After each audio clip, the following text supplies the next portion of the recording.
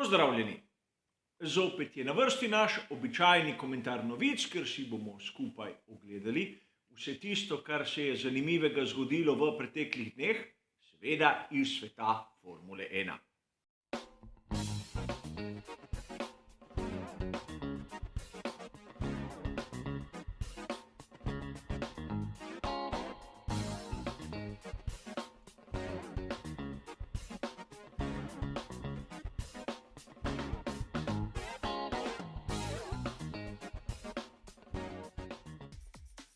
Tudi tokrat, kot dobro veste, se bomo ukvarjali s 4 različnimi sklopi, kjer bomo skušali dati poudarek vsem tistim novicam, ki niso dobile dovolj pozornosti, po mojem mnenju, ali pa ki rabijo dodatni komentar. Kolikor koga izmed vas zanima, kaj piše v citiranih izvirnikih, kot običajno bodo vse bližnjice navedene v opisu. A da ne bomo predolgi, seveda je najbolje, da začnemo z našim prvim sklopom.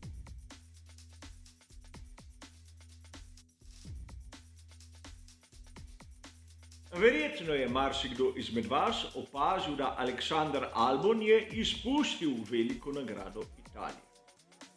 In vzrok vnetje slepiča. Na prvi pogled bi deljali nič kaj takega in nič kaj dramatičnega. Ampak, kot smo lahko brali 12. septembra na spletni strani motorsport.com in RaceFans, je imel Alexander Albon težave, respiratorne težave po sami operaciji. Zaradi tega je bil tudi na intenzivni negi. Zdaj v tem trenutku po poročanju naj bi bilo z njim vse v redu in naj bi bil že odpuščen z bolnišnice. Ampak iz tona, s katerim so bile podane te novice, smo lahko sklepali, da je bil celo lahko v življenjski nevarnosti. In Alexander Albon je seveda mlad in v popolni fizični formi. In prav k njegovi formi bi se rad vrnil z lepim primerom. Kot bomo pri Williamsu, ga je nadomeščal Nick De Vries, ki je dosegel enkraten rezultat, ampak kot smo lahko prebrali na italijanski verziji spletne strani motorsport.com, so ga iz bolida po dirki dobesedno dvignili, tako je bil izmučen. Ni bil pripravljen na take napore, kot jih zahteva velika nagrada. In to je lep dokaz, kako morajo biti tudi fizično pripravljeni vozniki, in zakaj nekaterim sodobni triatlon je dobesedno mala malica. A lep dokaz, da tudi tako recimo temu rutinski poseg, kot je vnetje slepiča, se zna zakomplicirati tudi pri mlajših in seveda v popolni fizični formi, kot je Alexander Albon.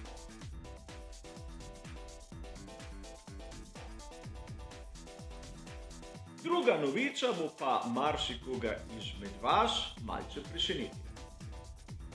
Namreč 13. septembra smo lahko naprimer na spletni strani RaceFans oziroma že citirani motorsport.com prebirali, da Colton Herta bo testiral za ekipo Alpine na Hungaroringu. In sedaj smo se zopet vrnili k tematikam, katere smo že obravnavali tu na tem kanalu. Colton Herta zaenkrat ni dobil izjeme, kar se tiče superlicence, ki kaže, da jo ne bo. A vseeno ima možnost testirati po McLarenu, sedaj Alpine. In zakaj Alpine? Namreč nismo vedeli do sedaj, da bi se pri tej francosko-britanski ekipi zanimali za ameriškega voznika. A resnica je malce drugačna od tistega, kar si lahko tako mislimo na prvi pogled. Namreč pri Alpinu v bistvu delajo uslugo Alfa Tauriju. In mnogi se boste sedaj spraševali, zakaj. Uslugo jim bodo naredili zato, ker si želijo Gaslija. Torej, dobro nam je znana zgodba, če Colton Herta pride v Formulo 1, pride k Alfa Tauriju, bodo seveda pri tej italijanski ekipi pustili Gaslija, da bo odšel k Alpinu. Zakaj kar naenkrat strani Alpina taka dobrovoljnost? Seveda zato, ker testiranje je bilo verjetno že programirano v skladu tistega programa, ki so ga imeli z Oskarjem Piastrijem. Sedaj zanje ne bodo več trošili denarja in hočejo izkoristiti pač kapacitete, ki so jih že rezervirali in verjetno tudi plačali. Novica, ki ima izjemno zanimivo ozadje, ukolikor se malček spustimo v podrobnosti. In seveda mi bomo takoj šli k tretjem sklopu, kjer se bomo spet pogovarjali o samih voznikih.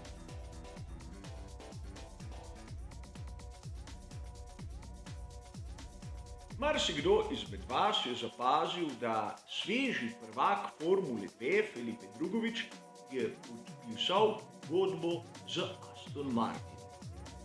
O tem smo lahko brali v mnogih virih. 12.9. je novica izšla tudi na uradni spletni strani Formule 1.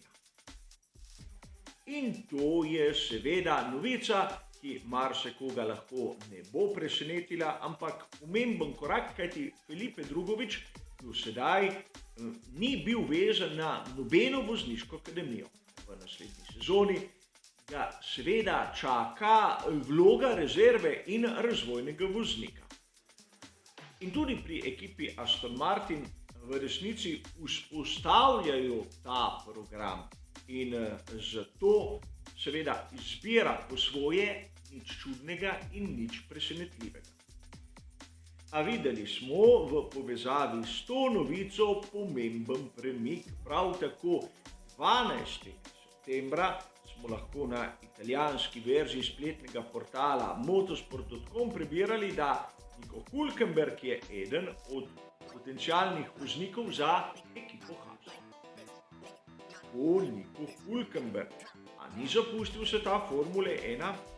Že letos je bil prisoten na štartnem razporedu na prvih dveh dirkah, ko je menjal Sebastiana Vettla pri Aston Martinu.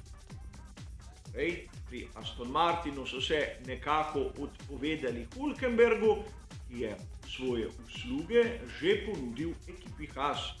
Ko ga bodo izbrali pri tej ameriški ekipi, še zdaleč ni jasno, ampak vidimo lahko, kako pri raznih ekipah so začeli staviti na mlajše generacije. In to po svojem je zanimivo, kajti prav pri Aston Martinu so podpisali večletno pogodbo s Fernandom Alonsom, ki je vse prej kot mladi voznik. Prihodnost bo pokazala, kakšni so bili njihovi načrti in če so pot zastavili pravilno. A mi sedaj se bomo spustili še k naši zadnji temi, ki je pa tudi vezana na nekaj, kar smo obdelovali že pred dnevi.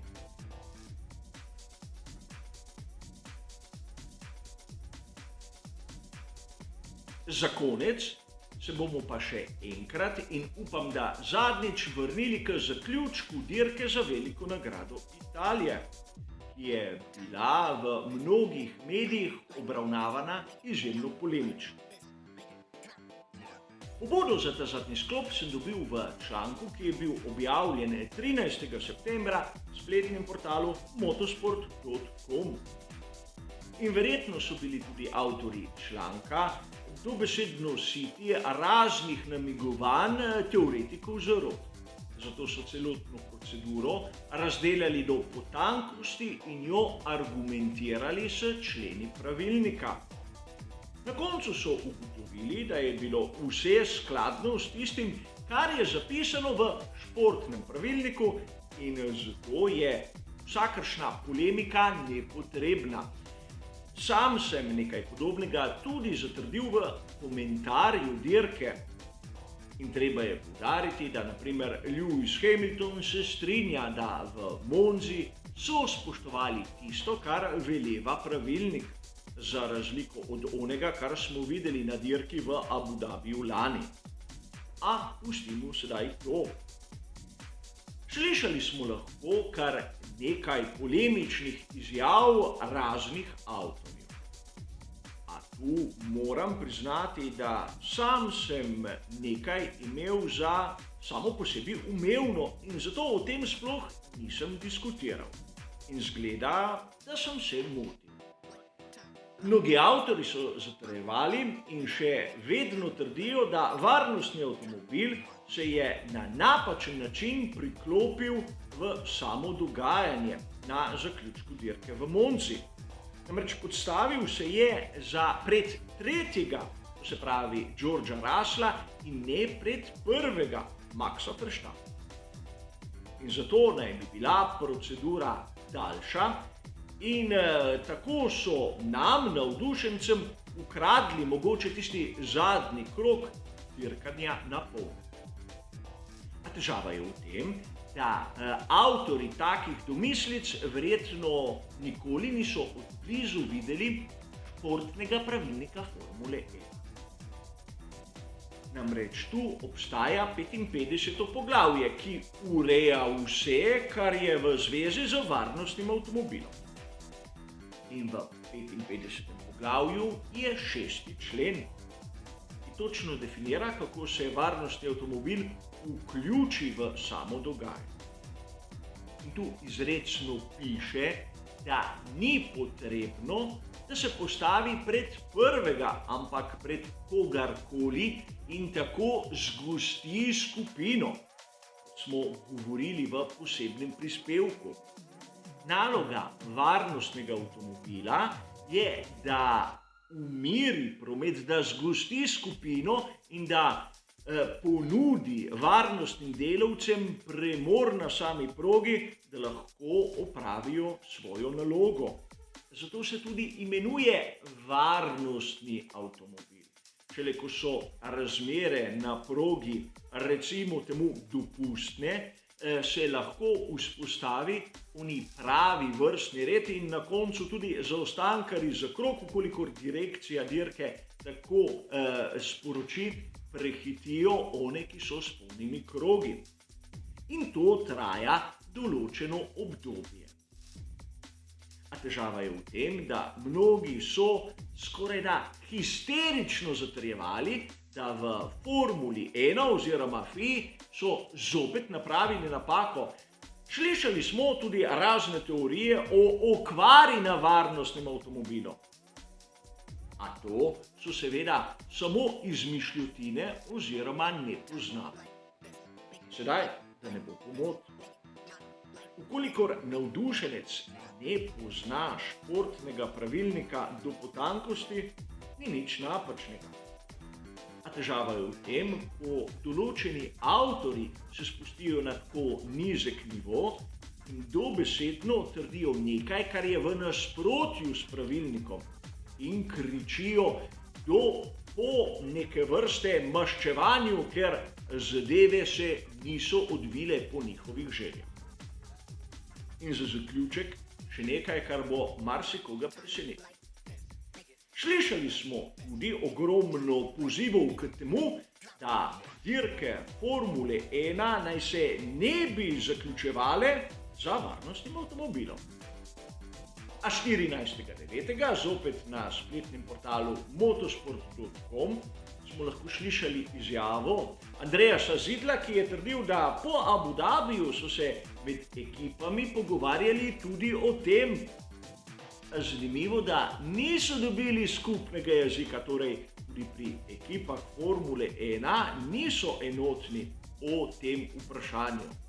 In zato vsakršno zbujanje takšnih in drugačnih polemik je nestrokovno in, če se mene vpraša, izjemno otročje. A pustimo sedaj to, upam, da so zadeve razjasnjene.